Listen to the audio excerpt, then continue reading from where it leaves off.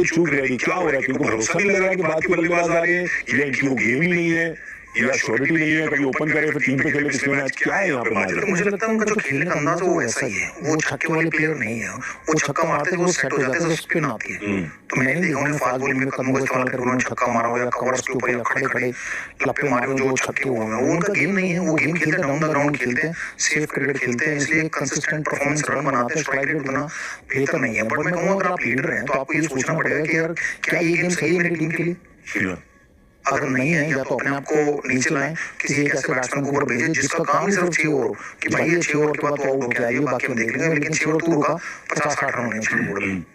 तो वो नहीं है। आई थिंक बाबर को सोचना पड़ेगा। अगर मैं हार्श वर्ड का इस्तेमाल करूं, अगर कप्तान बदलता है तो बाबर की टीम में T20 की टीम में जगह नहीं बनती।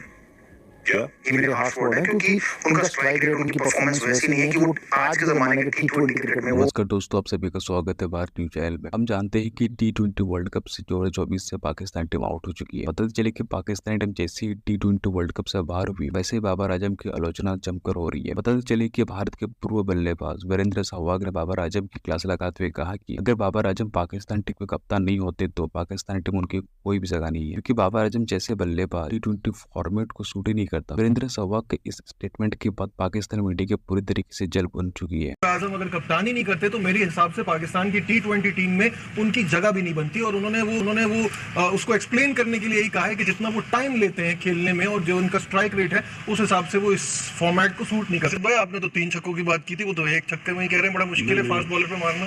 जो चीज उसको डेवलप करनी चाहिए थी वो चीज बोली थी बासित अली ने। मैंने ये नहीं कहा था कि इससे कोई मतलब मुझे फायदा होगा, पाकिस्तान को फायदा होगा। और वही जबान सहवाग ने बोल दी है कि जो चेंजर नहीं है, मैच चेंजर नहीं है, और स्पेशली उस टाइम पे जहाँ पे छक्के की जरूरत है पावर प्ले में नहीं मार सकता तो टीम में नहीं रखना चाहिए।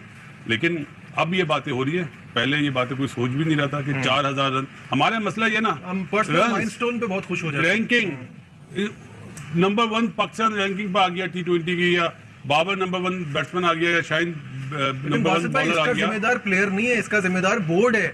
आप उन चीजों को हाईलाइट करते हैं भाई, आप सीरीज हारने का तो पूछते नहीं है, बोर्ड आप माइलस्टोन दिखा रहे हो। गुलाम बना हुआ है ना, प्लेयरों को ही गुलाम बना था ना। 10-12 का जो टोला था जिसमें अब दीवार बन चुकी है, दरार आ गई है।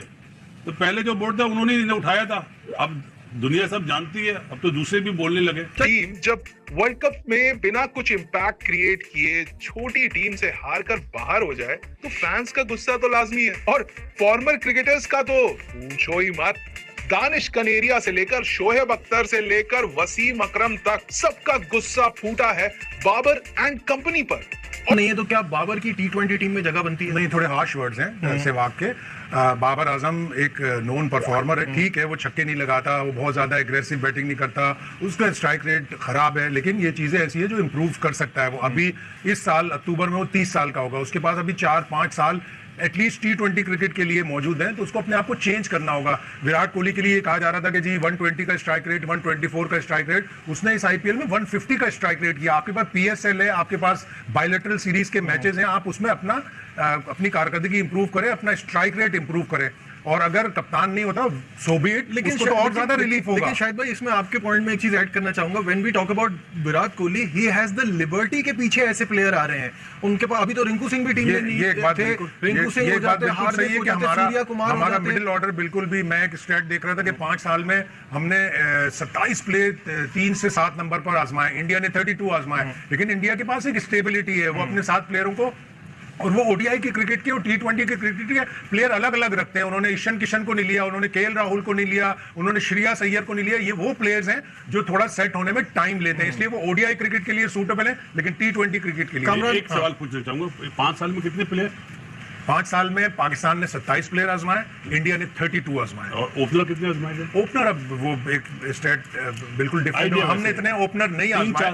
हमने साहबजादा फरहान को भी लिया, लेकिन साहबजादा फरहान हमारी एक बात मैं सोहेल तनवीर की सुन रहा था, जो पहले अभी थोड़े से पहले तक जूनियर सिलेक्शन कमेटी के थे, उन्होंने बड़ी अच्छी बात कही कि हमने पना ओपनर्स को सिलेक्ट किया, हम मिडिल ऑर्डर की तरफ गए नहीं। 4 से 7 नंबर के प्लेयरों को, हमारे पास अगर 5, 6, 7 अच्छे ओपनर के मौजूद थे तो हम कहते कि नहीं हम 3 लेंगे, बाकी हम मिडिल ऑर्डर्स को लेंगे। ठीक है Kamran, your take on this. देखिए सहवाग ने तो जो बात की है, अगर देखा जाए आजकल की T20 के हिसाब से तो बात वो उसने ठीक की है, क्योंकि वो खुद इतना बड़ा प्लेयर था, उसने तो आगे टेस्ट मैच में भी ऐसा एग्रेसिव खेलता था, एक क्रिकेट चेंज की है उसने और जय सूर्या ने। परफॉर्म नहीं कर रहे। 147 के स्ट्राइक रेट वाला शुभमन गिल बाहर है, 176 इंटरनेशनल T20 स्ट्राइक रेट वाला रिंकू सिंह रिजर्व में बैठा हुआ है। बाबर आजम विराट कोहली के फुटस्टेप को फॉलो करने की बजाय लोग क्वेश्चन कर रहे हैं बाबर आजम सिर्फ अपने स्ट्राइक रेट को काबू करें या दूसरों के स्ट्राइक रेट को भी काबू करें। दोस्तों, इंडियन साबिक टेस्ट क्रिकेटर वीरेंद्र सहवाग ने कहा है कि अगर बाबर आजम पाकिस्तान T20 टीम के कप्तान ना हो तो शायद उनकी टीम में जगह ना बने। बॉस, एक तो वर्ल्ड कप से इतने सस्ते में आउट हो गए और अब घर आने के बजाय बाबर और उनके दोस्त मस्त छुट्टी मना रहे हैं। क्रिक बस के एक शो पर चर्चा करते हुए